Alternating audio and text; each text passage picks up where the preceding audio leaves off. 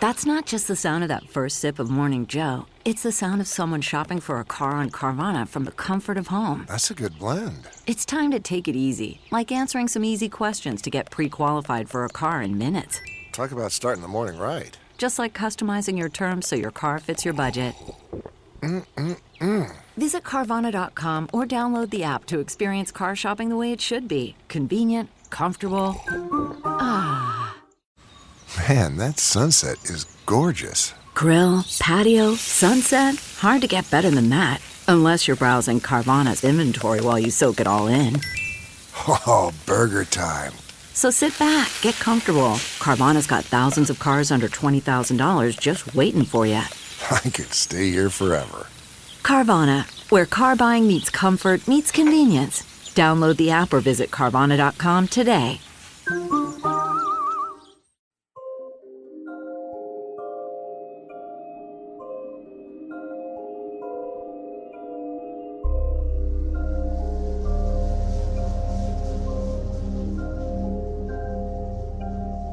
It's midnight, and something has woken you up.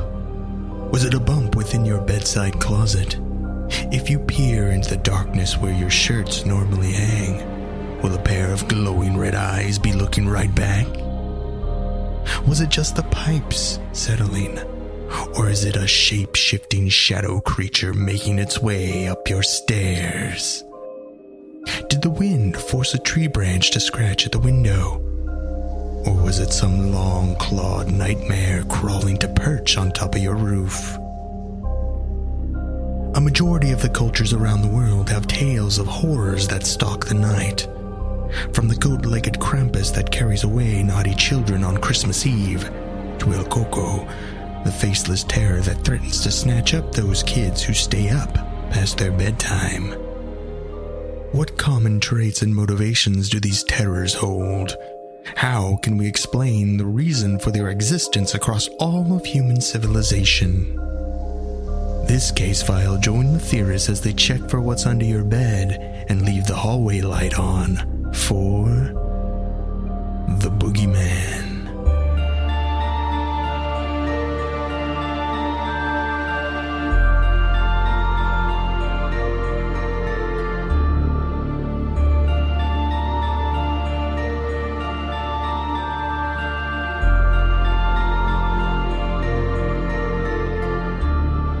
Oh, no, he's not there. Welcome to Alien Theorists Theorizing.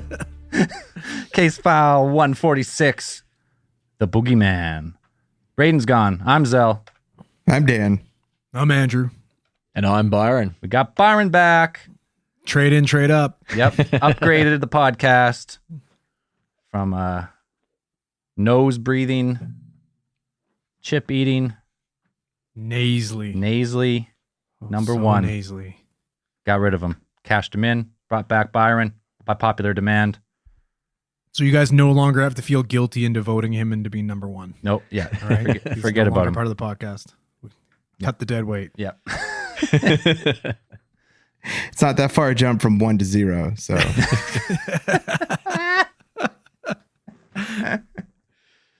He'll be back, I'm sure, next week. Meh. We could take him back or not. We needed a break. Agreed. Anyways. This week we're talking about the Boogeyman, the origins, some of our favorite. But before that, let's do a little space news. Feels weird saying that after all these episodes. Anyways, let's start with the best news story in a while. How will astronauts poop on the moon? New NASA challenge aims to flush this mystery. Great title. I mean, I'm confused. Didn't Howard Wolowitz figure this out? I thought he had sorted it out. That was one of his great he figured this out a accomplishments. long time ago, like fucking 12 seasons ago. What was his solution? I don't know. Oh, no, he created one. He had to go up there to fix it or install it or something. That's why he went up there. I don't remember. It's been a long time since I watched Big Bang Theory, but I guess the way astronauts currently shit and piss on the space station is pretty brutal. So there's a competition you can enter. I think anyone can enter, and it's pretty much you have to design a new toilet for the space station. So let's go into detail here. Like, Zell, I'm curious. How do they go to the bathroom up there? So from what I've read quickly, there's like, well, most astronauts have been male, so it's probably easier for them. So I'm going to say how I thought. They pretty much pee into like a condom-looking tube, suction tube, and they shit into like a little box with like a suction fan. And sometimes, I guess, that it doesn't really pack in there that well. So you got to put on a rubber glove and give her a little pack. And then it's put in a plastic bag, and then it's shipped out on a cargo thing and burned up in the atmosphere later on. So you're telling me these guys, you put a condom, kind of like a condom catheter on, and there's a suction device to it? That's where exactly my mind went. Like, you're up there in space. Guys are going to be spending way too much time with fucking John. That's it. Guys are going to be taking full advantage of that shit. Dude, that's it. Look, that's a pee catcher. If you're not watching the live stream, it looks like a condom, a really heavy gauge condom. That's a fucking condom cat. Oh, that's I wonder, does femidom. everybody get their own though? I would really hope they don't have to share that fucking thing. Oh, You just rinse it out. Yeah, turn it inside out. Good to go again. Everything on the space station is pretty sterile anyways. So. Yeah, it has to be. Gross. Anyways, that's what they currently do. So Ugh. if you got some engineering skills, you can apply for this, and the first place gets 20,000, second place 10, and a third place 5. And do you get to sell your product to them as well? Because obviously there's going to be a shitload of money in that. It says winning design, so you get 20 grand for your design. It doesn't seem like that much for a $1 billion program, but No. I mean, maybe it's just to gather like public interest. Maybe they already have one and they're just trying to gather people. Fine tune it or something like that, maybe. Anyways, All the fucking all the male astronauts are like, no, suppress it. We like our fucking ween suction. It's good as it is. Don't get rid of We're my up there suction. for a long time. It's all we got. Don't ruin this for us. anyways, the design is calling for the design to be no more than 4.2 cubic feet or 0.12 cubic meters, and shouldn't be any louder than 60 decibels. I don't know why the volume matters up there. If it's too loud, other than astronauts get a little mad at you, or You got to poop in discreet, man. You don't want everybody to know that you're taking a shit. Mate, I've done shits louder than 60 decibels. Oh, Guaranteed. it's got to hold 1 gallon of 1 liter of liquid waste and 500 grams of solid waste, Per session. also capture 114 grams of menstrual blood per day. These are the requirements for the design. Tasty. Should also be able to clean it within a 5-minute turnaround time. Yeah, what if you got 2 guys up there who really got to go? Anyways. Well, that's what I'm saying. Buddy's in there with, let's say Braden's in space. He's abusing the suction machine. Everybody's fucking pounding on the door being like, come on, Braden, you're blowing it, buddy. Literally. We get it. That's all I got about that one. Dan, I think you had a story about 2 colliding black holes. Right. Somewhere in deep space, we have detected another collision of black holes, which this one was actually interesting because it actually seemed to produce a flash of light, which is unusual for an event of this magnitude. Usually you can have a black hole kind of a quasar, which will give off like bursts of light, which is kind of normal. But the intensity and the brightness of this flash is what was so remarkable for this one event. So what scientists have gathered from the information that they've observed from where they think the 2 black holes either collided was like there's one super massive black hole, and then around that black hole were 2 smaller black holes orbiting. Trifecta. And they think somehow these two black holes collided with each other and then forming another black hole. And then the force of that collision sent it spinning off through either groups of gases and things like that out in space. And then that's actually what causes the light, not the collision itself, but the force of like the black hole, just, it's massive amounts, like unimaginable amounts of energy released when the 2 black holes collide. So, I mean, when black holes collide, we've seen it. It's like it warps space. It just about warps space and time. So the energy from that collision, ripping through clouds of, interstellar gas Well, they're obviously trying to create some type of fucking black hole megazord, so it makes sense. All right. That'd be the way to do it. That's unlimited power right there. So That's what I'm saying. these are the same black holes what we talked about last year that collided, and actually that was like the first recorded gravitational wave last year. Right. It's the same. They use the same equipment to record these ones as well. Yeah. So that's pretty cool. Yeah, that was like the 100-year anniversary of Einstein predicting that they existed, and then last year, boom. Right. It's from last year, and then they just published the paper this month. Yeah, just released it. So that's pretty cool. Pretty neat.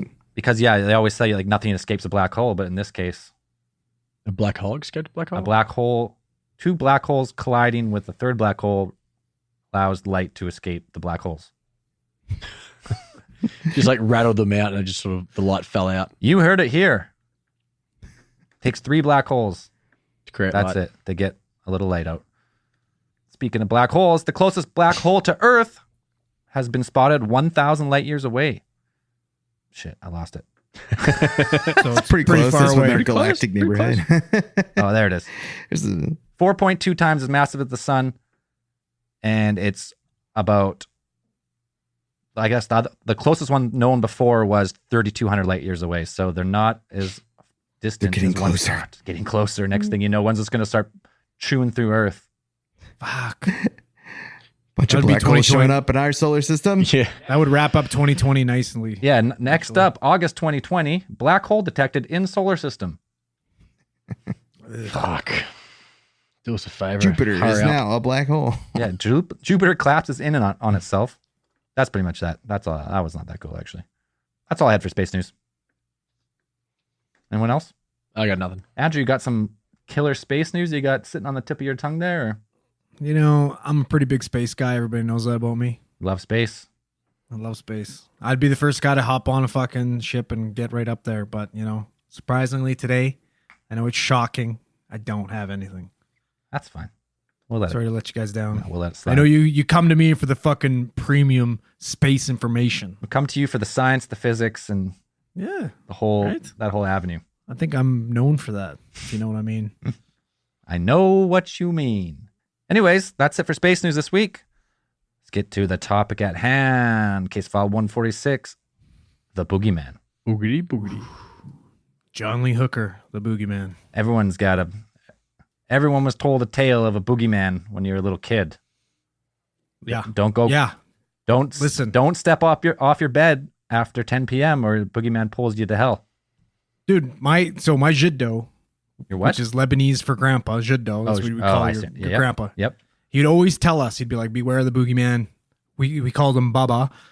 So Baba would come and get you if you were fucking around. And of course, as kids, we'd fuck around.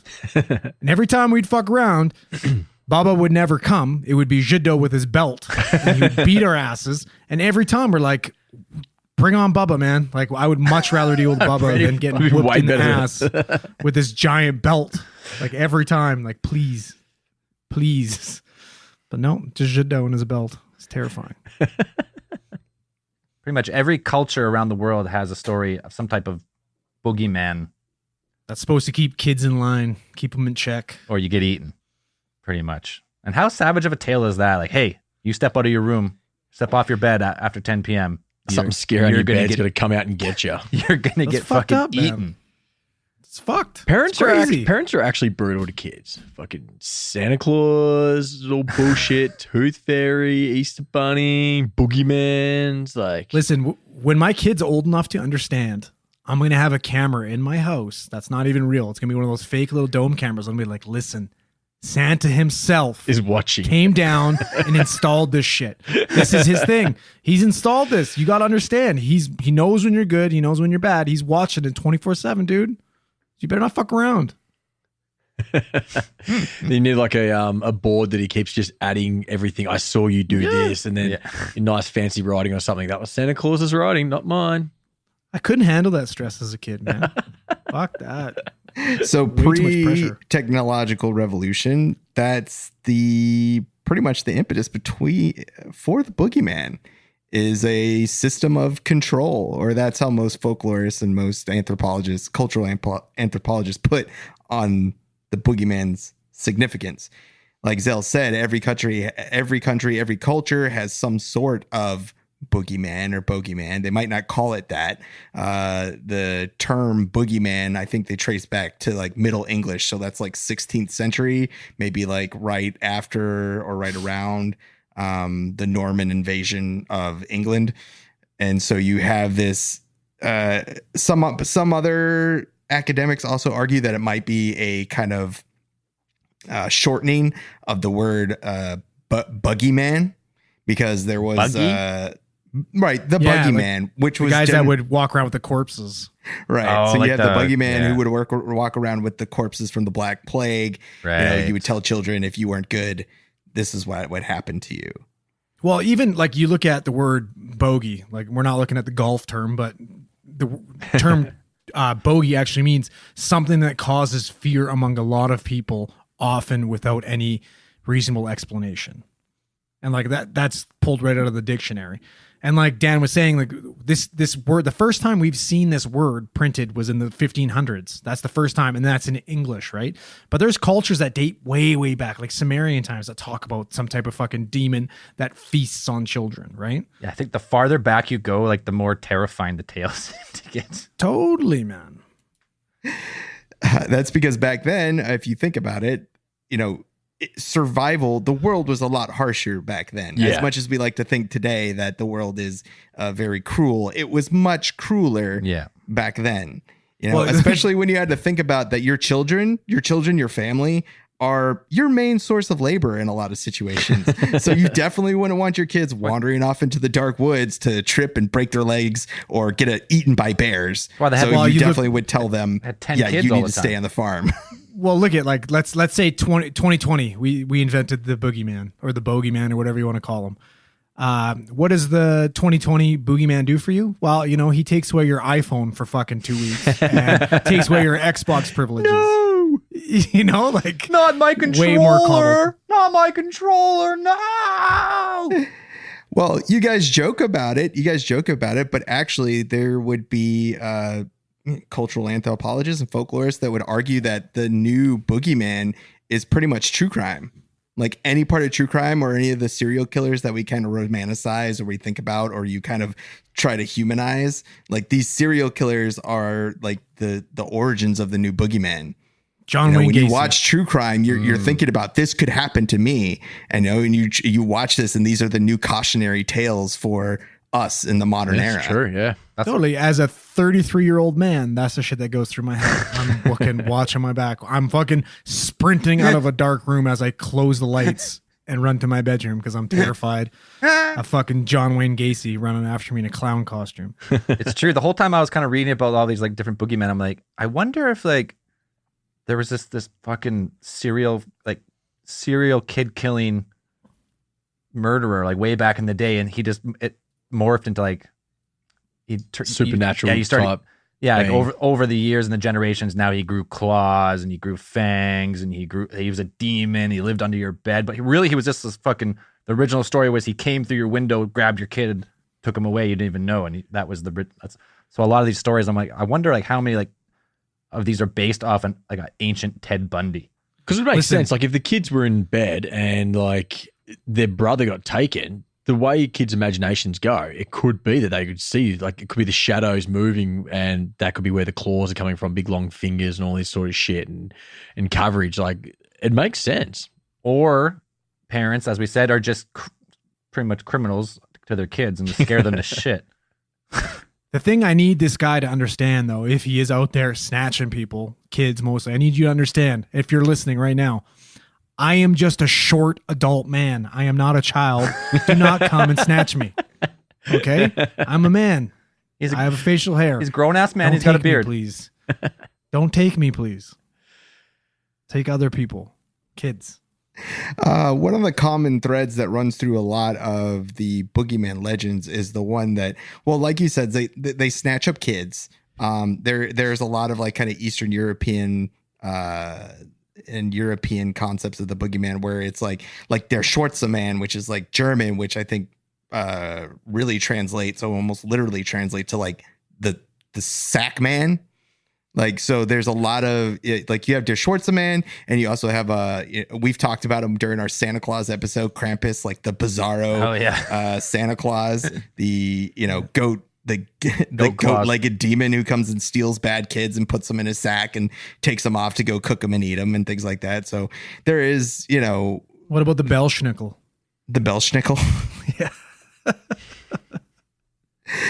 It's like there are literally hundreds of boogeymen, and some of them have share common traits and across cultures, and stealing kids is one of them. Again, that's what most folklorists would attribute it to, is like when you're trying to get a 5-year-old to listen to you and go to bed, there's only one thing that's going to get them to do that. And that is, you use their overactive imagination against them. And you say that if you don't go to bed, some goat-heeled demon is going to come and eat you. So but why would you want to go to bed? Stay quiet. If there's a boogeyman under your bed or in your closet? Like that's true. How do you sleep in that? Yeah, but that's what, you know what I mean? You do that, and what happens is you raise fucking pussies like me that are terrified of everything. Not a good idea. I will bribe my child to go to bed. I will bribe him. Go to bed. We'll buy you something cool tomorrow. You get more Ninja Turtles, something cool like Spider-Man.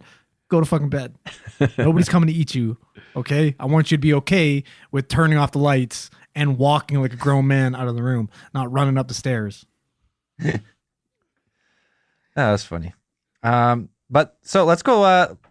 We had like a little list going, and so we talk about a lot of them are taking children, but a lot of cultures actually it just ends up being humans, and then these fucking boogeymen or these creatures end up just like eating your liver and drinking your blood.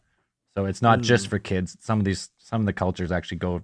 It's just anyone who wanders too close to the boogeyman, depending on what name it is. I wonder if you're going down. Anybody tells stories about the Zelznik coming for them. Comes to sneak in their bed. Well, and as I mentioned, these stories start somewhere. Boobs. These stories start somewhere and eventually take hold later on into myth. So, in another 600 years, you can look back and see what's happened. There's some small village up in a couple of villages up in like Hungary that talk about the Zelznik. He comes for you at night and take you away and drain you of blood, and there's nothing left. He steals your blood and uses it for guitar skills. You must leave on your windowsill 5 McCormick bananas. Rips out your intestines, dries them out, and uses them as strings. Instead of you will fucking be garlic safe for one night. Instead of garlic, you just put vegetables around your neck. I eat vegetables. Sure, asshole. All right. Anyways, let's take our first one. Let's go to Japan. They have a creature called the Kappa. What do we know about that guy? Can you pull a picture up of him, Zell? Well, there's I would call it an artist rendering. Yeah, it's a good pick.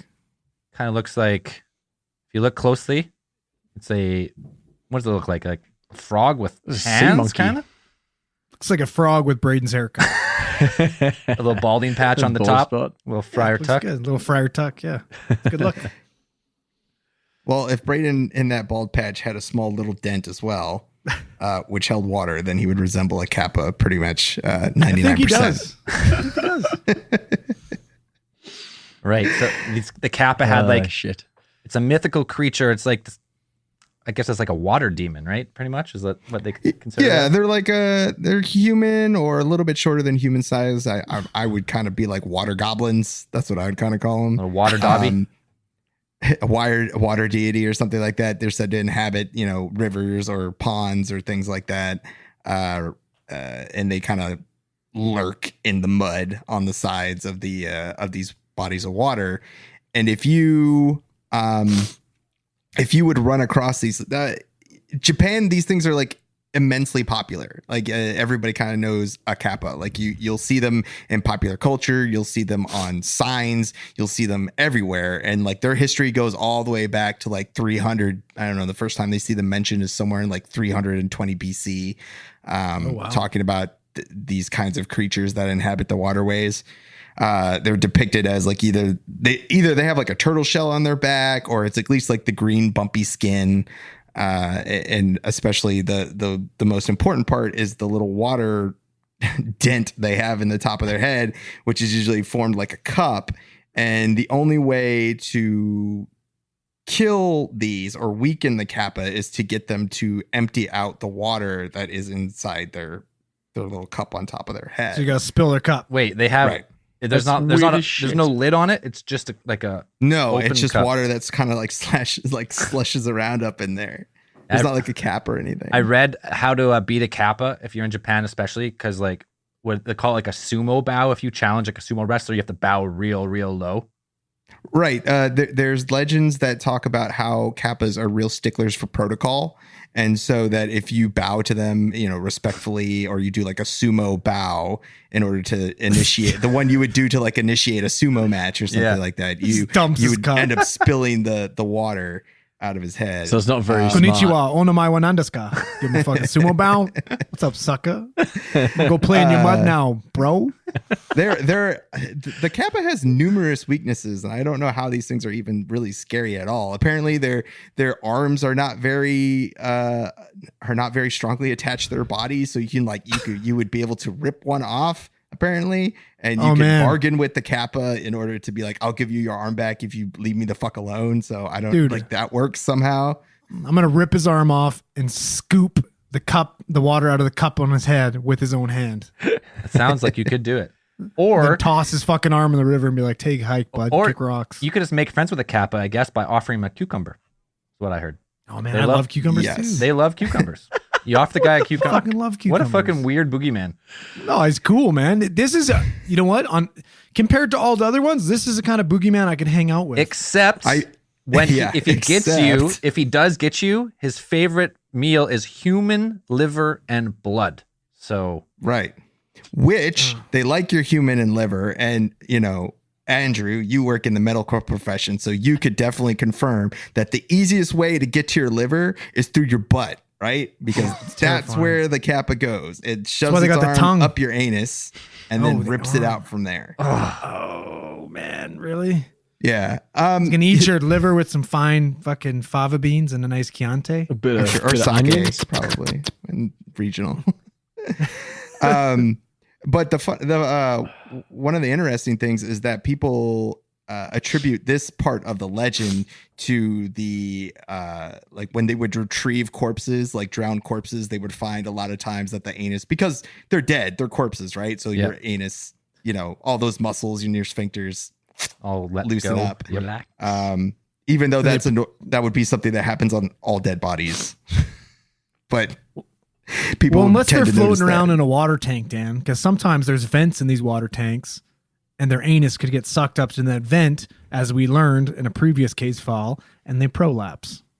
Right. Or it was taken by a kappa. So That's true. it's Maybe a that's what water happened to tank. Lisa It's a Lamb. body of water. Oh, she got taken Maybe by a that's what happened to Lisa kappa. Lamb. There's just a fucking random kappa hanging out in LA in a fucking water tank. Seems legit. Could be. Could be. We're onto something. Solved. That's but nonetheless, if you get taken by one of these, you're fucked. So Yeah. be But careful. before we get into another one, we should probably take a little beer break, eh? What do you think? I think Thirsty. a beer break would be. Yeah, you know what? I'm empty. Let's take a quick beer break. We'll be right back. That's not just the sound of that first sip of Morning Joe. It's the sound of someone shopping for a car on Carvana from the comfort of home. That's a good blend. It's time to take it easy, like answering some easy questions to get pre-qualified for a car in minutes. Talk about starting the morning right. Just like customizing your terms so your car fits your budget. Visit Carvana.com or download the app to experience car shopping the way it should be. Convenient, comfortable. The comfort of your favorite seat is now your comfy car selling command center, thanks to Carvana. It doesn't get any better than this. Your favorite seat's the best spot in the house. Make it even better by entering your license plate or VIN and getting a real offer in minutes. There really is no place like home. And speaking of home, Carvana will pick up your car from yours after you finalize your offer. Visit Carvana.com or download the app and sell your car from your comfy place. All right, we are back.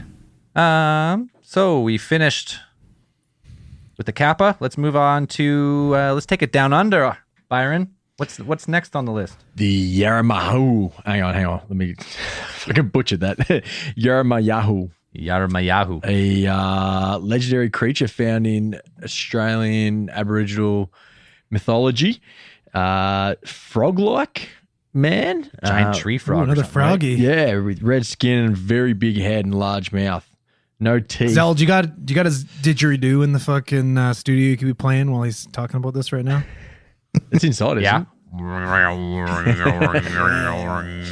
And so it's known to jump down out of the trees with suction caps on the end of its fingers and suck the blood out of its humans or its prey. It's a drop frog. Yeah, but like once he swallows his prey, drinks a little bit of water, has a little bit of a nap, and just chills out a little bit because had a big meal, a little bit knackered.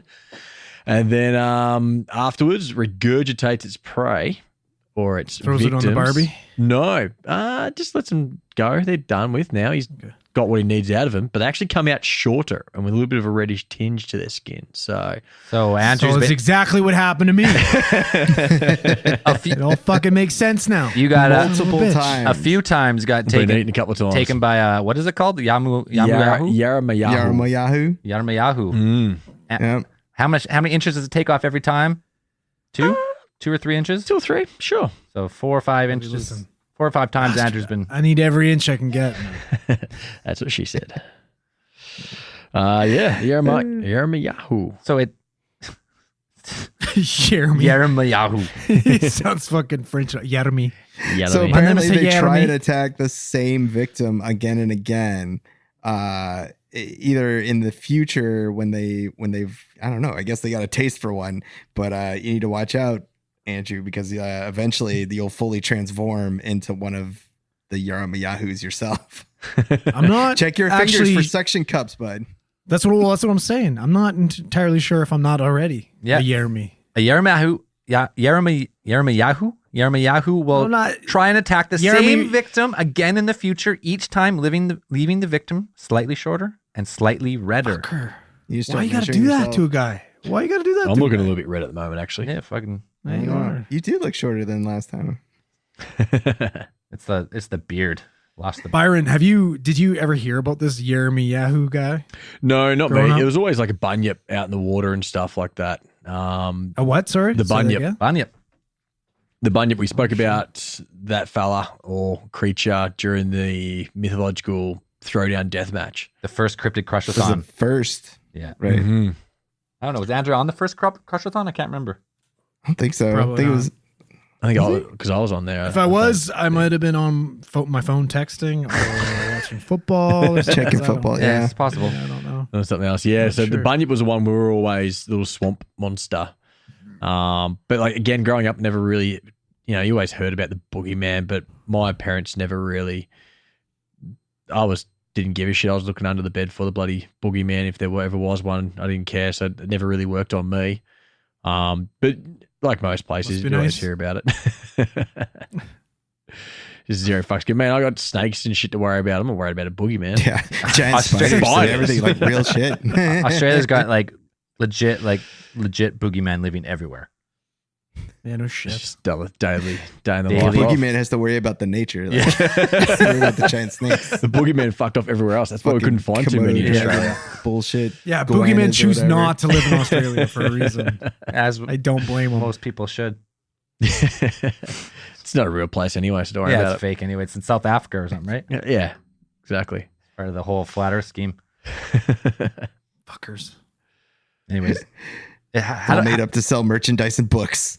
is there any way to fight this thing? Because like the last one you got guy to bow over, was there any way to fight this guy, or is he just pretty much just like a powerful frog? He only hunts he likes live prey and hunts during the day. So they suggest that you play dead until sunset. So it's more of like a kind of the opposite to most other boogeymen. Daytime boogeyman. It comes out the daytime. So it's more if you're more of a party animal at night and stuff, then you're pretty sweet. Just sleep during the day and party at night. You should be fine. Think about the nerve that you'd have to just to fucking play dead for that long, though. Like, not a chance. Not ever. I mean, Not if you ever. caught you at like noon, yeah. Yeah, no. Like I hear something and I'm gone. Doesn't matter. Fucking sprinting. Fucking Donovan Bailey, Canadian hero. Gonzo. Catch you later. Donovan Bailey. I haven't heard that name in a while. Yeah, man. Don't you remember his ballpark Franks? He was selling that shit on fucking TV. Fucking Donovan Bailey. Canadian legend. Guessing Yeah, bullshit Carl Lewis. Canadian Get out of sprinter. I there, said Carl it, Dan. Lewis. Yeah, I said it, Dan. All right. It's bullshit. He didn't deserve that fucking championship. He was cheating too. Did Carl Lewis beat Bailey for the repeat, or No, Donovan Bailey beat Carl Lewis's ass, but that was for the fucking repeat? Donovan champ? Bailey got busted for PEDs. Oh, they're all PEDs everywhere you go. Everyone's juicing. Tell me about it. Especially probably this next boogeyman on our list called the was it Cludy? The Cloodle? Cludy or Cluday, or how do you pronounce that? Cluda? Cludair. Could be Cluda. Could be Cluda. Cluda. I mean, if anybody in this podcast that can pronounce it, Zella, it would be you. So give it Cluday. your best shot. Cluday. We're going with Cluda. Cluda. Cleda. Cluda. Anyways, it's in Belgium, and this, unlike the tree frog, this motherfucker, this guy's straight from hell, pretty much. It patrols like the waterways in the Flemish countryside. I didn't realize Flemish was a Belgian term. Mm-hmm. Anyways, patrols the countryside, and if you're out in the countryside at night, you're at risk of being attacked and dragged into the water by an immense dog-like creature with bare claws, a sharp black beak, and glistening green scales. In shaggy. Hey, listen, this is another water guy with fucking green scaly skin. Maybe we're onto something. It's old Greg. Sounds exactly like old Greg. I'm old Greg. What you doing in my waters, fool?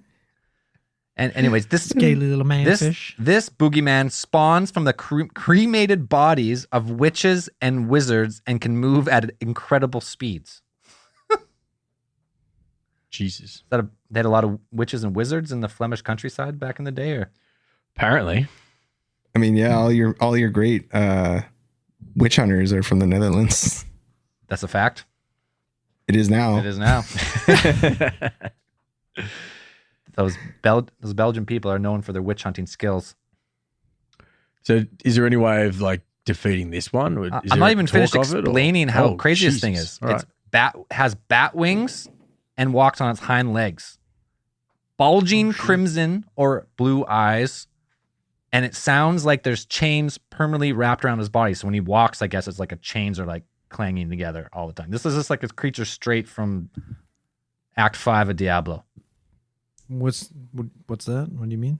You know what Diablo is? Scary as fuck. You ever played That's what he's Diablo? saying. Like the devil?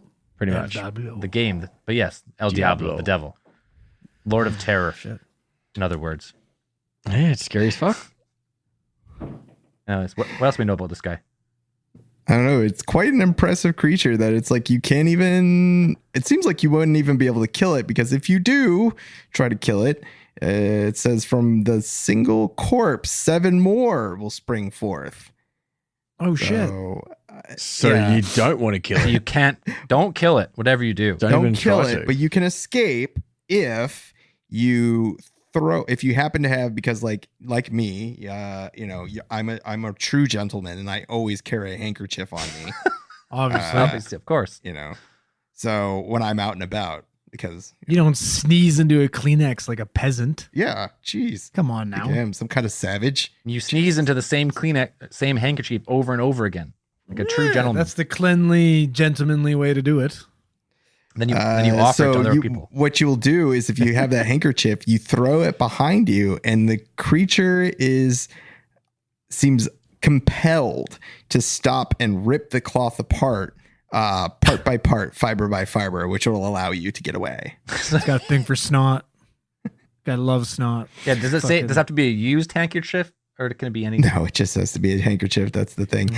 What's interesting about this, if you think about it, is that this kind of behavior by a mythological creature is not actually kind of unique. When you think, if you think about vampires, or you think about, there's actually other creatures like, what's one of the other ones?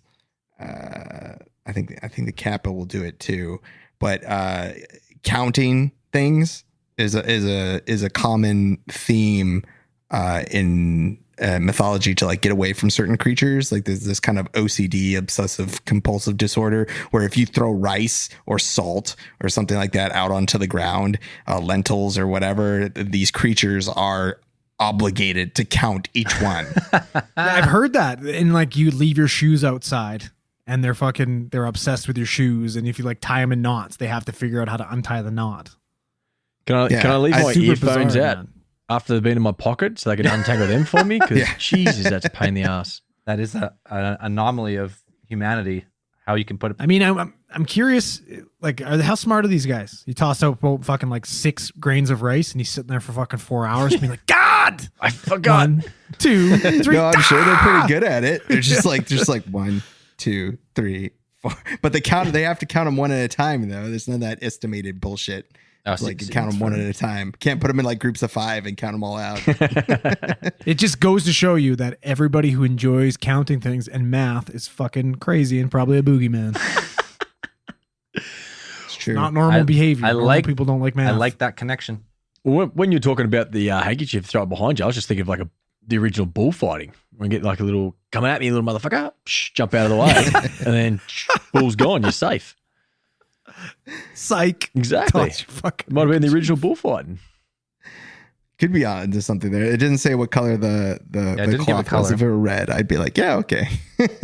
The worst part about this guy is the fact that like he's basically a mugwai, except for water is trying to murder him. And you try to murder him and you just create 7 more and you're fucked. Like, think about everybody's first instinct when this bastard shows up. He's terrifying. What do you want to do? You want to kill him, and then you just get 7 more of them. I think this is the most horrifying. powerful like creature I've ever heard of, because you could just keep killing them forever, and they would eventually just take over the planet because you can never kill them. But Zell, exactly. Where's your family from? Sorry. What are you descended? I'm not going to tell you where I'm from. Oh, okay, makes sense. that was like, Turns out Zell is actually one of 7 siblings. If you roam Central Europe, you will find the rest of us. my question is, when they regenerate, are they the same size or are they like small ones, like Polo Creed? 7 smaller ones. Yeah. Do you get like 7 Canada Goose You size mean ones? vertically challenged? Okay, we don't prefer the term small. Okay. What do you prefer? Vertically challenged. Vertically challenged. Gotcha. I think you'll have no. It doesn't really elaborate on what size they are. It could just be probably 7 regular sized ones. Just pop out. I don't know where they keep them, but that'll happen if you try to dispatch the Klude. Well, I mean, that would be even worse if you had a bunch of small ones. You could keep them in your pocket. All of a sudden, boom, 7 Klude come flying out of nowhere. Toss them out. You're fucked. Terrifying. But eventually you get them small enough, you can just keep squashing them. And they go be like ants. So you might be okay. Yeah, but then you have like 1,000,000 Cluda. You can't do that. You can't squash them. No, because if they get that tiny, you keep like stepping on them, they get tinier and tinier. Eventually they're just going to crawl into your body and kill you from the inside. Oh, like exactly. And what happens if they're like Ant-Man? Yeah, right. Yeah. Right? Like they still have proportional strength. Like They just get inside your brain and just start liquefying. Can you burn them? Or they go like the Kappa and get up your butt. Oh, it doesn't say if you can burn them. I mean, maybe you can burn them. It says kill though. But that's it says them. kill in any kill way. them. So yeah, I guess so. So yeah, you're fucked. So we just found the most unstoppable creature in the entire universe. It cannot be killed. It just multiplies. There you go. I mean, we should be having these handkerchief factories working 24/7. Yeah, that's all I'm saying. Just handkerchiefs everywhere. Fuck that. You're gonna need them. Feels like that was created by Big Handkerchief. Hey, the drive handkerchief sales created the Cluda. Drive sales in Central Europe back in the day. Yeah. Well, like as soon as Big Kleenex came out, and they're like, "We got to come up with the story, guys. Yeah, we're getting outsold here." Yeah, it's not a handkerchief. It's not going to work. It's like big toilet paper created COVID. As one of the theories. There you go. One of the other ways they said, I think it's the coming of daybreak or the sound of church bells will drive it off. So it's like got a little bit of religion undertones to it. Yeah, I'm not sure if there's actually a way to kill it as much. Let's just say you can't kill it. Seemed to be. It's invincible. Or not invincible. It's You would know. what's the word for this? You Is this would know. unstoppable? Like, you can kill it. I Just think the word for it is Ryan Zelsner. I think that's the proper word for it. this guy is. I approve of him. I approve of his. I'm sure you do. capabilities. I'm sure you do. I'm gonna take a few notes. Anyways, let's move on to the next one that we have on the list here. The ass wang. No joke. The ass wang. The ass. The I'm wang. not gonna correct your pronunciation. Aswang. Like I know how you say it. That's not how you say it, but sure. It's ass wang, right? That's how else can you say it, Dan? You try it.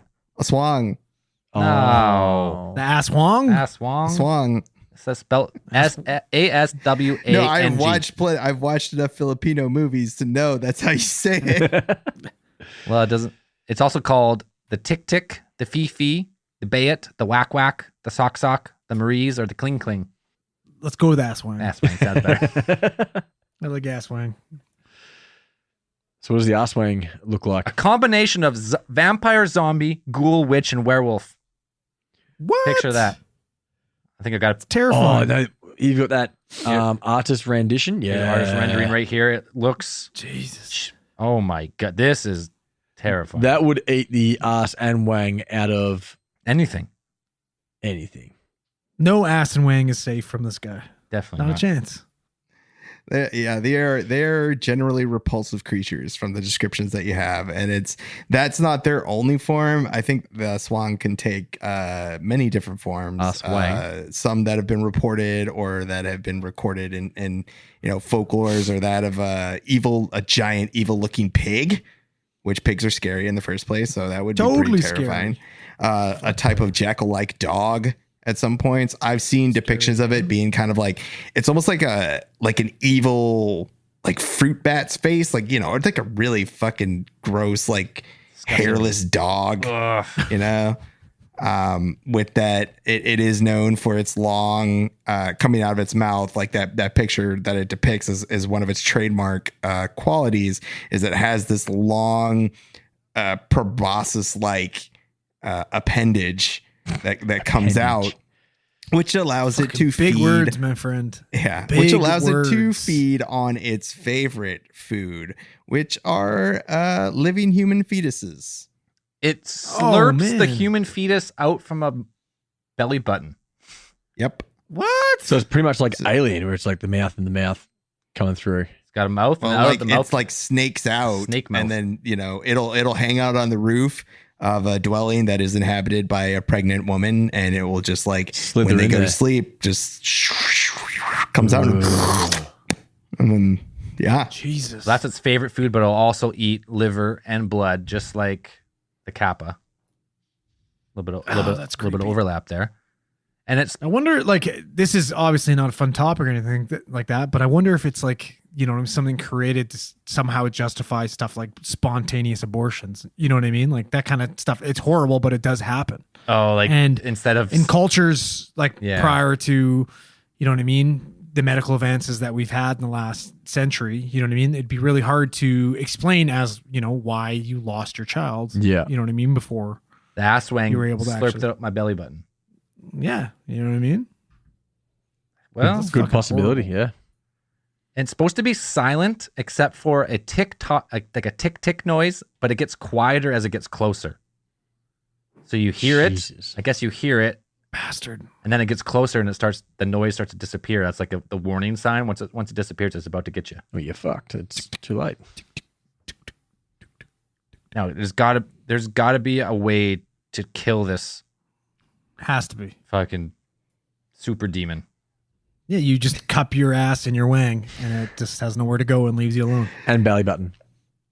more than a few things. I mean, its weaknesses do resemble that of your stereotypical or typical vampire. What? So it can't set foot on what is considered holy ground.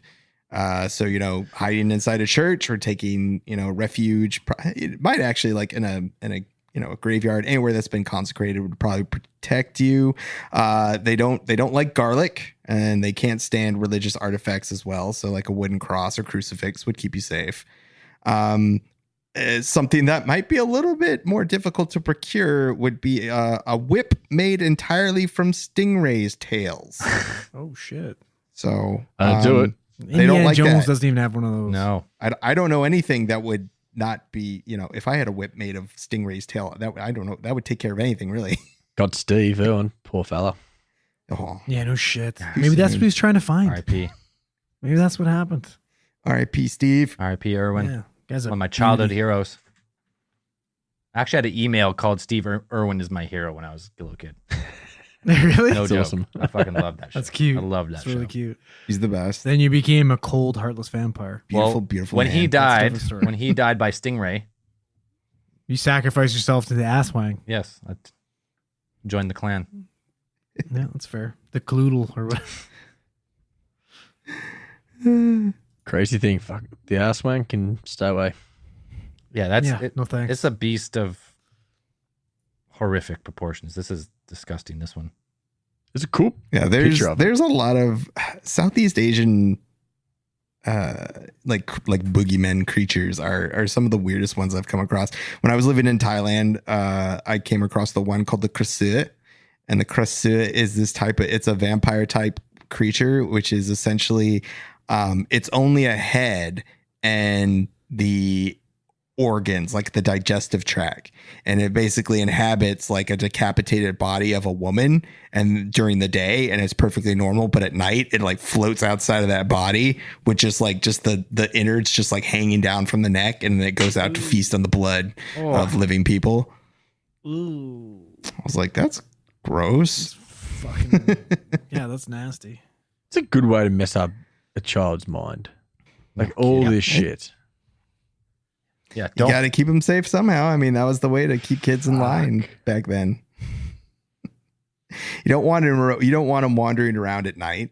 Like, you definitely don't want them doing that. Again, Guess this so. is what the boogeymen were always kind of meant to do, and what they still kind of do today, if you think about it. If you have your modern Day horror serial killer, boogeyman, yeah. not just your serial killers like we mentioned before, but your Michael Myers, your Jason Voorhees, especially Jason, right? Who are kind of in their movies, they kind of dole out punishment for social transgressions. So you've got because Jason hates people having sex. He hates it. right. Every movie, if you're having sex, you're dying. You're fucking dead. dead. You're dead. Fornicators 100%. are dead Yep. every It's like time. if you've seen Jason X, he's frozen for 100 years or whatever, and what brings him back to life? People boning on the spaceship, and he wakes up, grabs his machete, and is like, "It's time to murder. Stop boning. All right, you heard it here first. Stop Knock it off." The world must go Enough. celibate. That's the only way to cure 2020. That's it. Well, boning outside of wedlock, I suppose, would be the. There you go. So Okay. he's okay if you're married. I mean- you can bone. Safe. Jason Yeah, will that's kill you. fine. He's probably like, "That's cool. You show him your wedding think- ring," and it's like, "It's Jason. It's cool." He's like, just turns around and walks away. It's cool. It's cool. It's cool. We're married. Whip out your marriage certificate. I'm gonna put that shit on He the kind of wall. leans in real close, like looks at it, and like turns out, walks out. I believe my kid is gonna believe when I tell him about the boogeyman and like not to fuck around, because he's gonna sense the sincerity in my voice. I'll be like, please, just don't do it, man. Don't bring this on us. It's not worth it. Your dad doesn't want anything to do with this, man. It's scary. You want to see your dad cry? Don't do it. For the love of God. I don't want ass Wayne coming for either of us. No one does. Nobody does. Some interesting points that I came across when I was like researching for this was that a lot of times you don't even really have to tell kids about the boogeyman. A lot of psychologists, like children's psychologists, have kind of come to the conclusion, or at least the general consensus, that during their brain development, during mental development of children between the ages of 2 and 6 are when most children will develop an innate fear of the dark, because this is when the imagination, like those parts of your brain that, arrive at those concepts of imagination and can kind of take stuff beyond what is normally there, start to develop. Right. Interesting. Seriously, here's a serious question. Everybody in this group, who can go down into their basement, shut off all the lights, and walk calmly away and not even briskly walk? Really? I can feed on the darkness. do that. You don't even speed walk. You don't I even feed. not a It little makes pep sense in with your this step. guy. I feed on the darkness.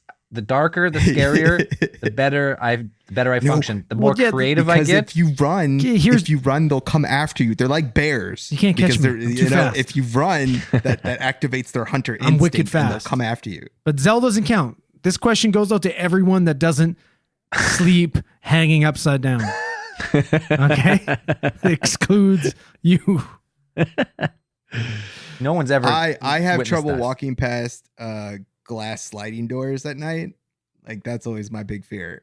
Like walking, I don't know why, but it's like I hate walking like that one that's like facing like where when I grew up, the house that I grew up had like a big backyard, big dark backyard, and you had Empty the glass vase at sliding the back, doors yeah. facing out to the back door, and Creepy. no curtains or anything. So every time you have to walk past that, if you wanted to go to the kitchen to get a drink of water, you had to walk past those fucking glass doors, and you always expect to walk by And see and an just ass see wang. something standing Ass outside that window. Ass bang. Ass So yes- Wang's got his ass and Wang pressed up against that glass. Mine, we never had basements in Oz. Like the houses weren't built like that. No basements ever? No, like I don't like any of my friends' houses never had any basements. Now, a lot of the houses are built on stilts. Oh, for floods. So, yeah, for floods. And I think it's just a lazy, easy way because we don't have to worry about weather and shit for underneath as far as like cold and You know, have like frost stuff. Yeah. Yeah, Frost, so, like, all that shit, yeah. my house, for example, I grew up in, we're on stilts were maybe 4 foot off the ground, and then it was brick all the way around that. So we had a little trapdoor, and like I was scared of going in there, like to get to the other far end of the house. I got like a lot shorter, but I was more worried about bloody spiders under there. That was my fear, No not kidding. necessarily the darkness or some mythological creature. I was more about like, if I get fucking bitten under here by a spider, I can't get out. It's going to like drag me through or something like that. Here in North America, we have to make up stuff to be scared of because we don't have that scary shit. Yeah, I guess I know. I can't really remember as a kid of any mythological shit scaring me. It's more like just the actual rustle of leaves in the bush of a snake or something like that. Then I go around and start chasing it anyway. Yeah, I don't know. Like, I always wonder sometimes because you always hear like the supernatural stories or stories of ghosts and shit always come from young kids. And there's either two options. Either it's just a hyperactive imagination, or a lot of people always make that claim of like they experience like a thinned veil, and maybe they see I don't know. I want to say like a different dimension, or they see stuff that other people can't experience. Even if the stuff is not like malicious, they just see it. They always they see and they experience stuff different. You always hear that with like little kids. So, Well, I think you could make the argument, based on just the way that the brain develops and the way that the children do perceive the world at that age, where their brain is still developing and it's still in the early stages. What I would say was the early stages, because you haven't even gone through puberty yet. They see a very different world than we see. Yep. I mean, biologically, you could make the argument that they are perceiving a very different world, where it's like they don't have the kind of concrete concepts like in our brains that we have, that we know certain concepts of what exists and what exists and what doesn't.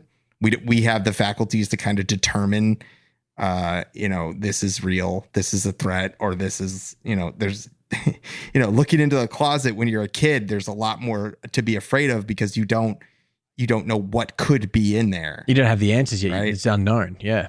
Right. You don't have the knowledge to kind of be like, okay, what could possibly be in there? For all you know, it's just like when it's dark and it's empty and you can't see inside of it, it could be literally anything. But when you grow up, you realize that, inside that closet is clothes. Behind that is a wall. Behind the wall is the pipes. Is all of that. behind how the house pipes is a built, portal all to that hell. things. Speak for yourself. You know, I'm not convinced. Or in I don't know what's Zell's in there. case, there's a bunch of bodies. Like, I don't know. His Like, coffin where he sleeps. I never keep them in my house. They're buried under his house. Shit. So yeah, you can make the argument that children do see a very different world than what we see. And you know, if you want to, some people want to say that they're more sensitive to paranormal activity. Perhaps, maybe, could be. Hard to Don't know. hard to argue. Well, I mean, it's easy to argue against it, but it's hard to prove either way. Mhm.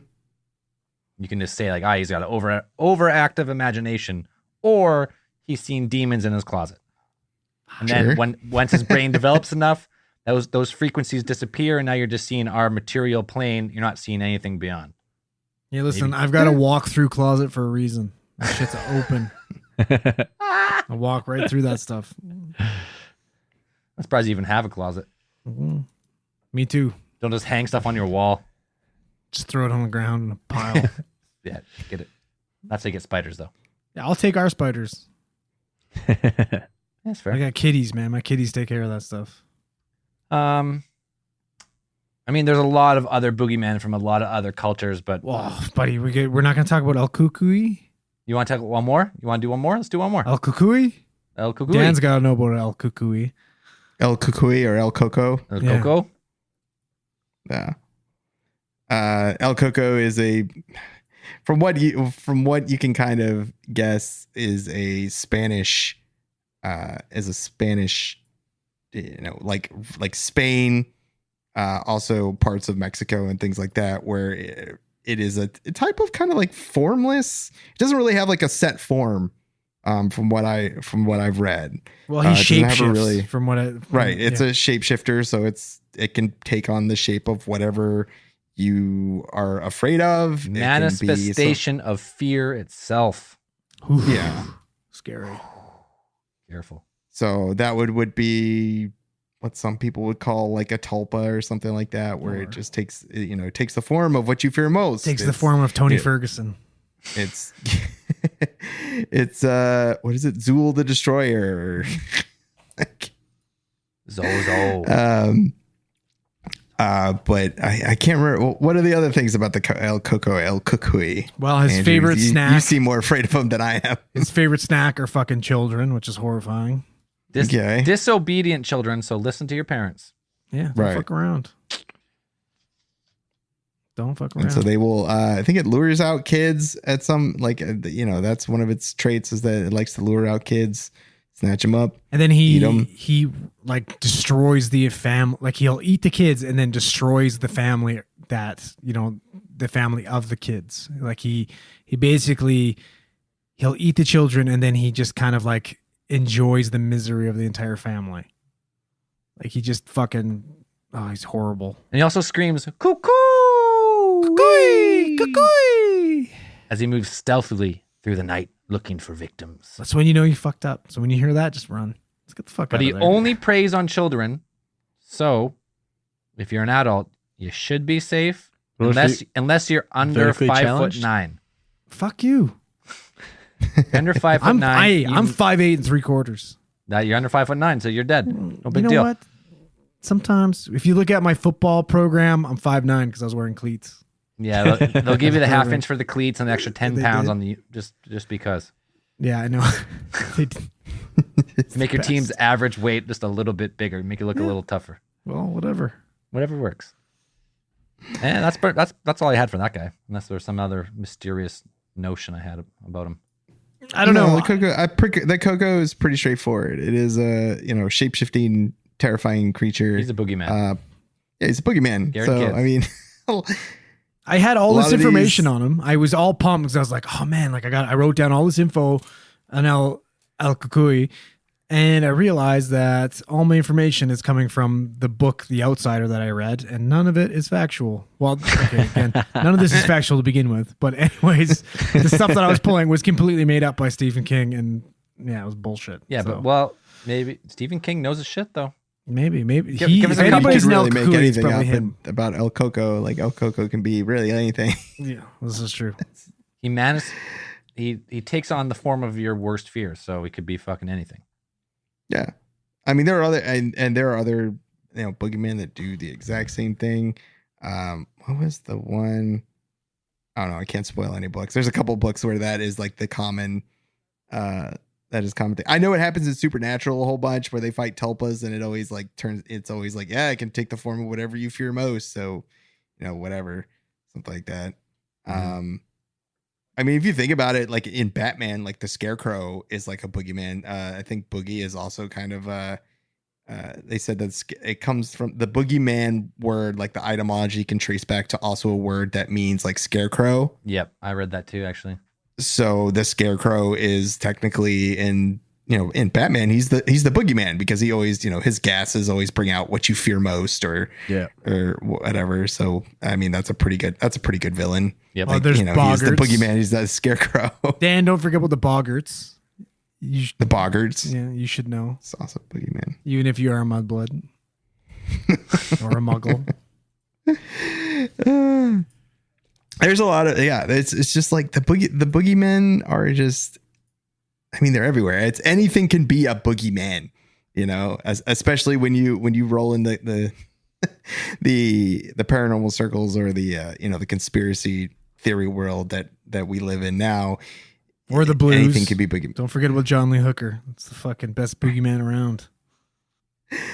John Lee Hooker. Hell yeah, the boogeyman. Is that the one that's the guy who teaches aerobics in Colorado now, retired? No, that's the WWE wrestler, man. John Lee Hooker is a fucking blues musician. Is that the guy who He's died also at the the Crossroads or whatever? Soul a Demon? No, different guy. That's Robert. What the hell? Who's Soul to Soul? That's gonna bug me now. Soul to Soul at the Crossroads. That's Robert. What's his name? Robert. Oh, that's really gonna bother me. Stuck in there. I can't get it out. But yeah, he sold the soul to the devil, right? At the Crossroads. Yeah, what's his name? That's gonna drive me That's the fucking story. nuts. Robert Johnson. Robert Johnson. Robert Johnson. Right. I could fucking slay the guitar. He's a legend. So I think that it's just a matter of, it's a regional taste of all these things like the boogeymen. These creatures, these whatever will take the form of whatever people kind of want to believe that they are. What people are scared of, whether it's bears or whether it's bats or it's snakes, you combined everything together, which, makes up some terrible monster. And you get the Cluda, which is like a mixture of like witch, wizard, bear, bat, snake, everything all put together, which is probably the worst one. Well, that Asswang's we've talked werewolf and a bunch of other stuff. That's like Vampire. every fucking one put together. The Cluedo sounds terrifying though. You can't kill him. Yeah. There's more come. That's the worst. That's the worst. Now we talked at the start about how maybe some of these boogeymen maybe come from real stories of killers or whatnot. So there's actually a ongoing case in Australia, Byron, called the Australian Boogeyman. There is now. You have to bear with me because I got my notes now to read from. He's got to read from the notes. But yeah, this is a story going back. It started back in 1989 and in just in the outside suburbs of Melbourne, Victoria. And he's been dubbed Mr. Cruel. But he was, I guess his alter ego, as he was known in the media and stuff, was the Boogeyman, the Australian Boogeyman. And very similar theme to all Boogeymen is preyed on children, late at night came in and got them, targeted prey too from a lot of the accounts from this. So this is unfortunately true events that have happened. True Boogeyman. So it's a little bit messed up. So listeners been warned. But back in August, so winter time, Australia time, 1987, this person broke into a house in Lower Plenty, just out of Melbourne there at 4 a.m, armed with a knife and a gun. He went into the parents' bedroom and woke them up, tied them up, had them turn over on their face, tied them up, basically a hog tie with some surgical tape. and made it look like and sound like a robbery.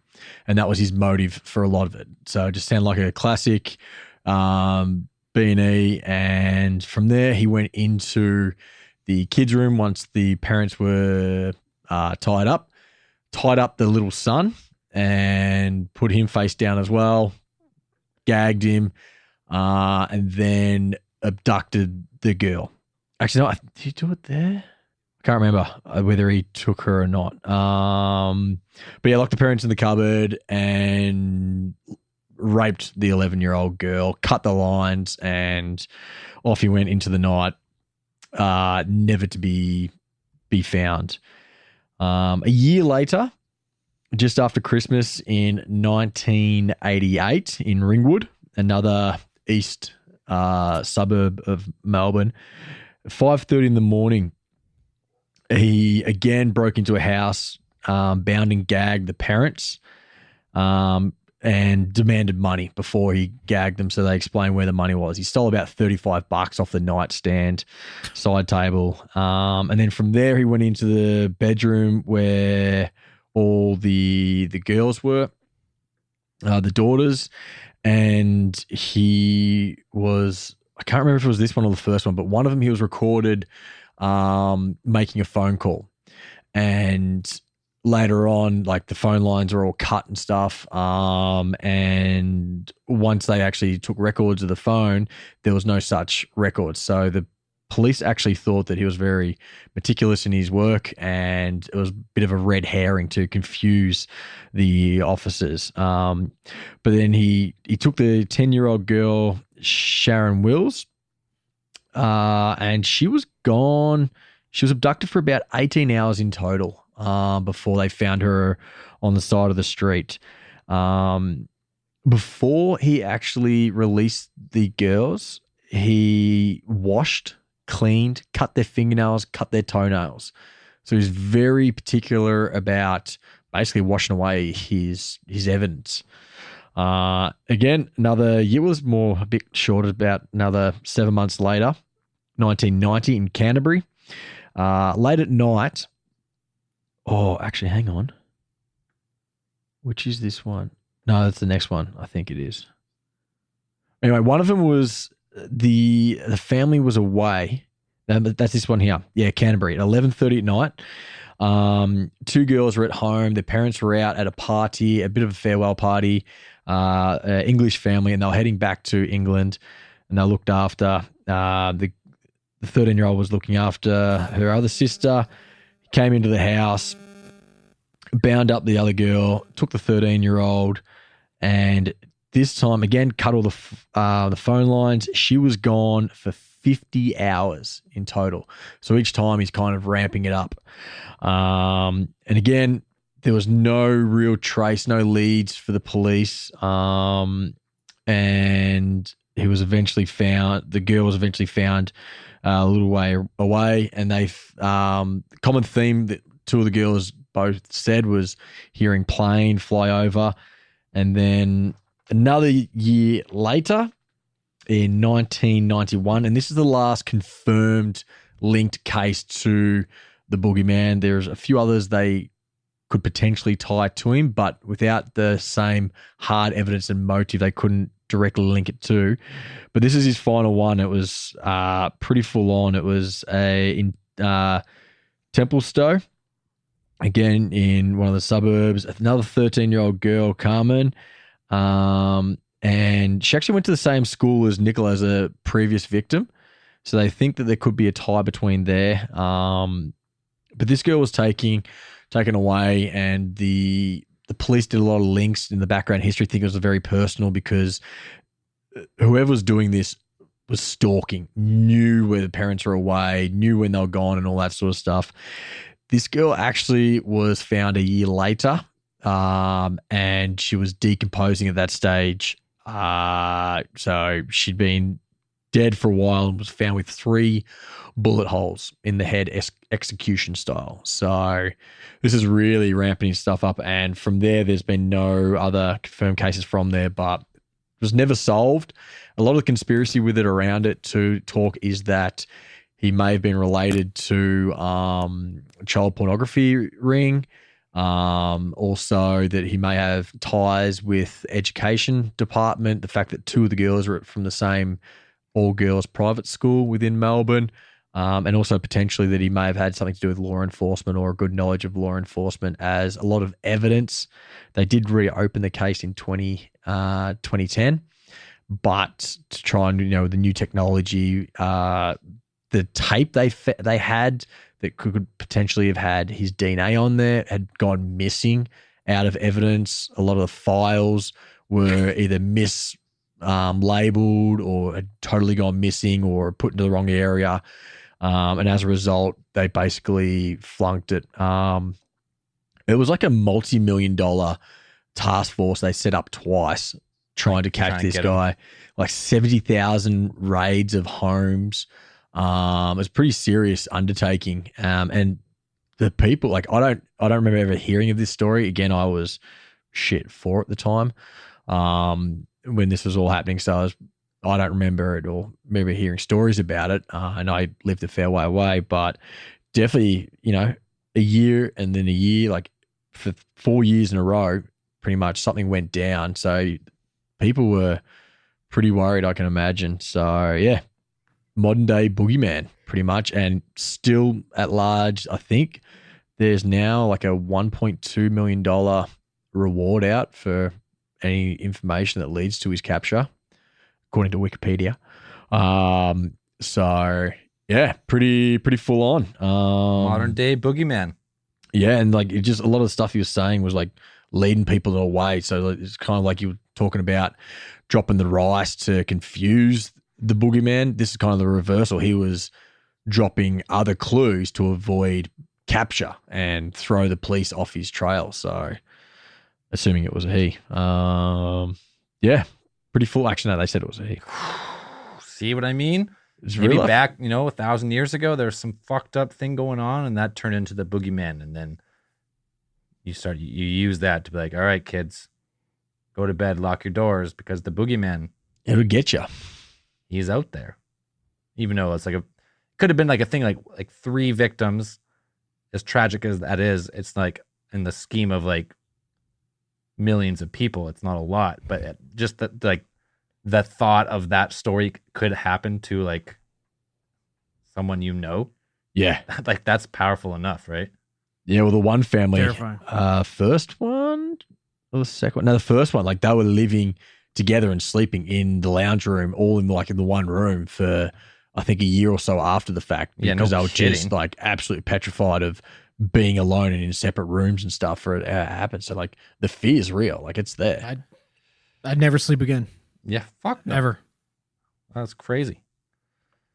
So like some of them are straight mythology and some of them are Modern day, modern day real life, real shit. unsolved cold case murders. I know we talked about earlier about a guy named Albert Fish. Oh yeah. He's do you a want piece of shit. Do you want to touch on him real quick? He's a grade A piece of shit. Yeah, he's just same situation. Guy's got a hard on for killing kids and eating them. This guy Horrifying. actually ate them, right? So they tied at least, like, so that we know of, they tied 9 confirmed child murders to him, but he claims to have killed a child in every single state. And he claims to have killed at least 100 and eaten Jesus. them all. And like, can you fucking post a picture of him? Like, he's like, you have a look at this guy and you're like, yeah, definitely. Can see it. Definitely eats kids. Yep. Look at the guy. He's got a giant fucking mustache. He's skin and bone. He's got giant bags under his eye. Look at the shape of his head. His head, he's got an alien head, actually. That's head is bigger than Cass's. His hat is so big, or his head's so big that his hat will not fit over his skull. Not even touching his ears. We're talking fucking Megamind over here. Yeah, exactly. Fucking make exactly that. His hat won't go over his fucking cranium. Looks like those Mars Attacks creature.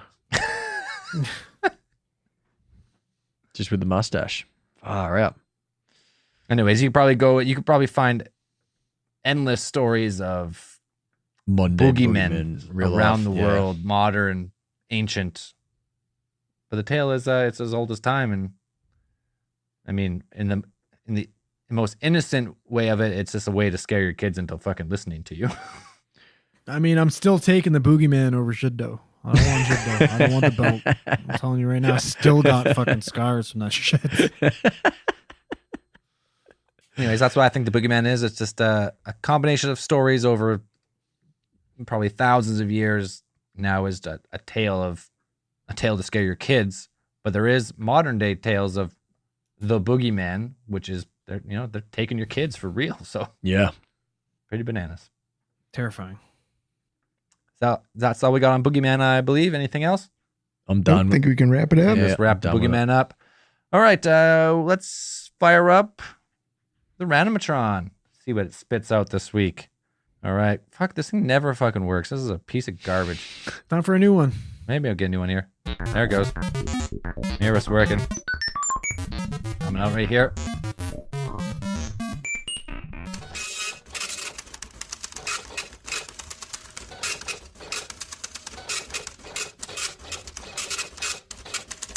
The Roast of Braden. Well, would you look at that? What is Roast of Braden. Oh, I love it. Oh, are you kidding me? Good topic. Wow. Great Probably my topic by the favorite category. Randomatron this week.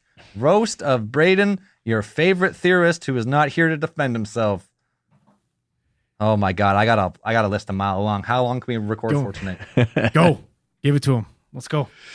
Have you ever heard someone breathe so loud? It's No, not even like that. unbelievable. You It's know what? that nasally fucking nose Full is. nasal. It's because he got hit with a left hook when he was 19, never fixed his nose. It's a fucking train wreck. Last time he's ever fought anyone. First time, last First time. and last time he fought somebody, got his That's nose it. smashed. That hasn't caused me though. Like mine's pretty bloody, Yeah, yours is pretty crooked pretty too. crooked. That was a nice headbutt. That one. But yeah, but the thing is, when I'm editing a podcast, there's something called a noise gate, which like blocks out certain noise, so like you can't hear yourself breathing and stuff. I got to crank Braden's up about 300% standard level because it's not that like he breathes loud, but he also breathes like this, right? By like. Well, dude, there's a lot of cardio for Braden in these podcasts, man. Like the guy gets the meat sweats halfway through the pod. Have you ever been to a movie with Braden? Yeah, unfortunately. I have to tell him to sit 3 spaces over because I can't watch. It's so loud. It's unbelievable. Moving on with that though, and him with microphones, gaming with him, like he's like he gets the biggest packet of chips and just fucking munches away right in the microphone. He never like, pushes mute. mate, if you're gonna eat, that's fine. I'm not stopping you. Just click the mute button. You want to say something, make sure you've finished eating. Unclick the mute button, have a conversation, bang, back on. Instead of just like hearing this It's in not your a, bloody ear. It's not even that. He's got a headset mic on, so he's got like the flexible mic, Mm-hmm. and instead of like angling it away from his face towards the wall, so he like you don't talk directly into it. He usually angles it In his mouth. It seems to be in his mouth while playing games. I can't understand. I don't understand why.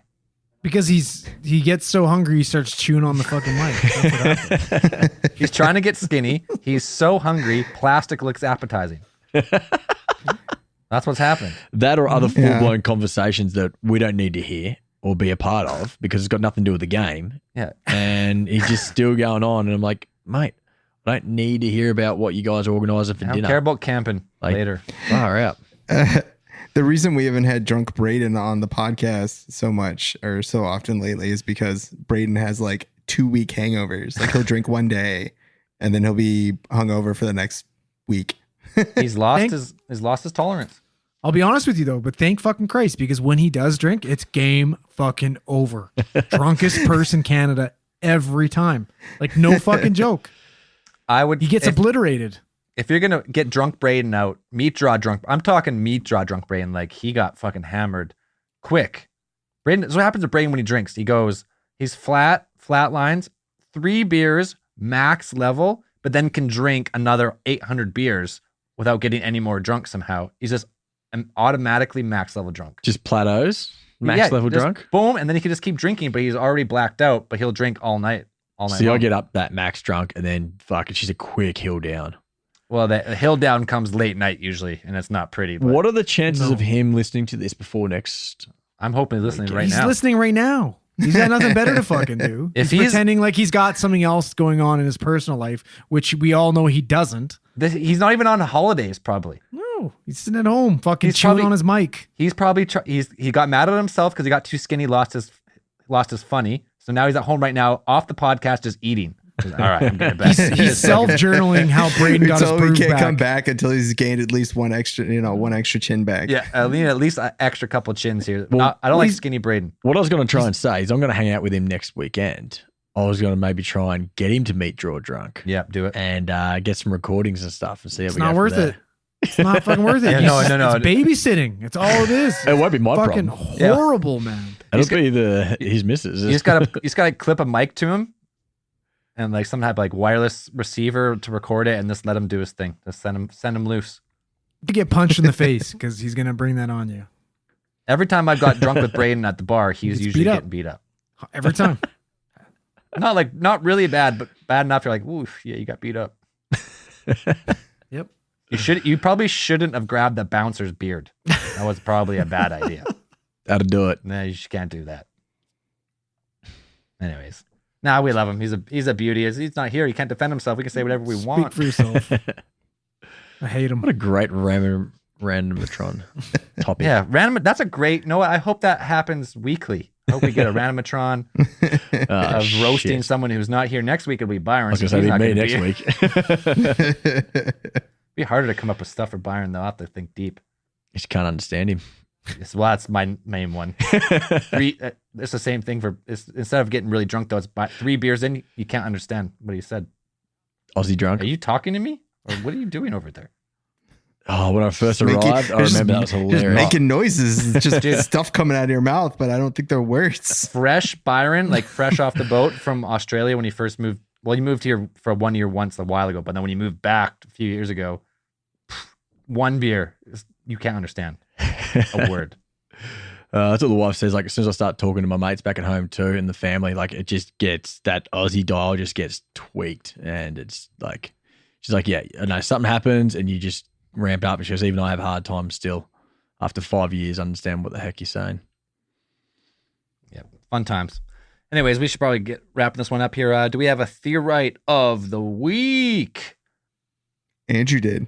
We had. Andrew called it. Oh, we're giving it to on Discord, on Twitter, at Black Ron Pond. Oh yes, Made a painting. his artistic of Braden, rendition. artistic rendition of Braden Costanza. Braden Costanza, the timeless art of seduction. Oh my God, is it funny? It's fucking beautiful. We're I gonna could have take to. my eyes away from we it. gotta commission. We gotta pay him for this or something. We gotta I- get this in the studio. Yeah, I couldn't agree Yeah, more. he actually also sent. For another reason, he's theorite of the week. He sent. It's in the mail currently. A ATT portrait, hand painted. So Oh, cool. put that up right above the desk here. Guy's talented. And he just started painting, man. So good Really? for you. Good on him. He just started it. Yeah. in the quarantine. It was Just like picked it up yeah. during the pandemic. Yep. I mean, I'm Yeah, pretty fuck sure it. I could paint, like the turkey with your hand. You use the fingers of the fucking Yeah. feathers. I could do that probably. Maybe. So you wouldn't even. It would just be like the little, more like a turtle. Like you wouldn't even extend the Maybe. fingers. Probably just. Maybe. Sweet. New Patreons this week. Before we read the Patreons, some people ask, what the fuck is Patreon and how do I use it? Well, let me tell you something, brother.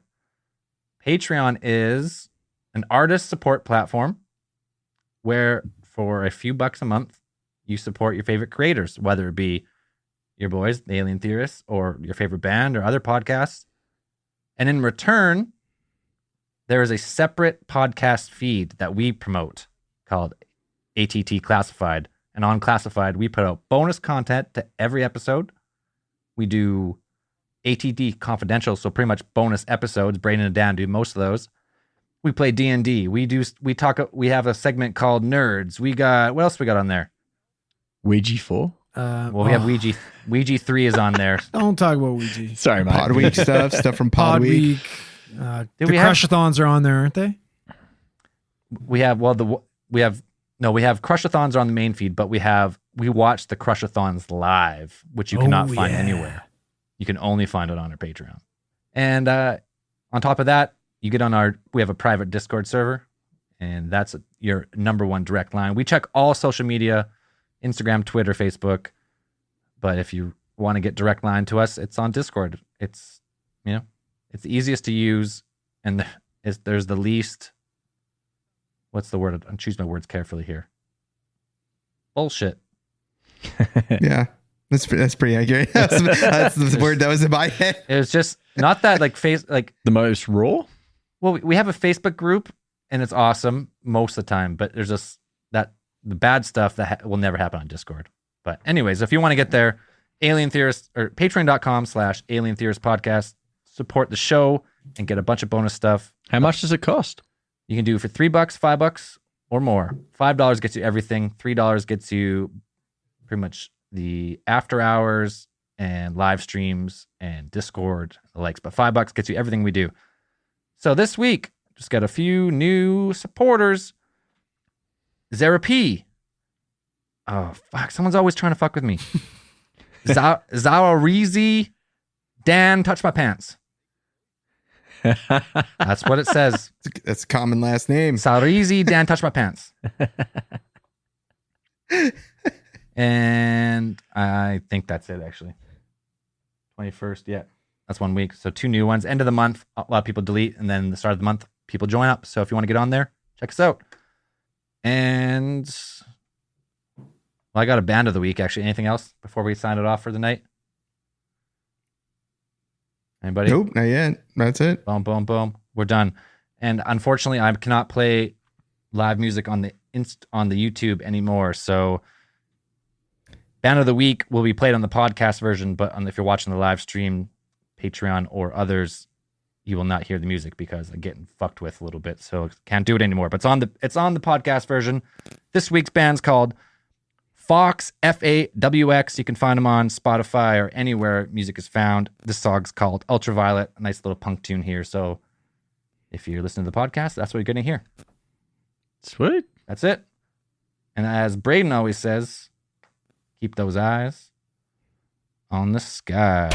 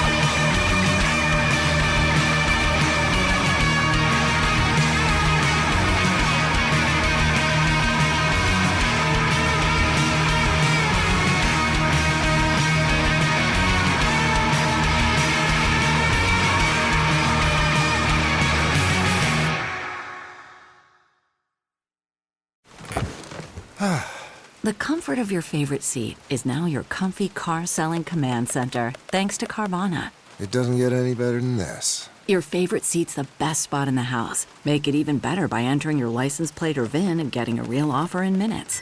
There really is no place like home. And speaking of home, Carvana will pick up your car from yours after you finalize your offer. Visit Carvana.com or download the app and sell your car from your comfy place. Man, that sunset is gorgeous. Grill, patio, sunset. Hard to get better than that. Unless you're browsing Carvana's inventory while you soak it all in. Oh, burger time. So sit back, get comfortable. Carvana's got thousands of cars under $20,000 just waiting for you. I could stay here forever. Carvana, where car buying meets comfort meets convenience. Download the app or visit Carvana.com today.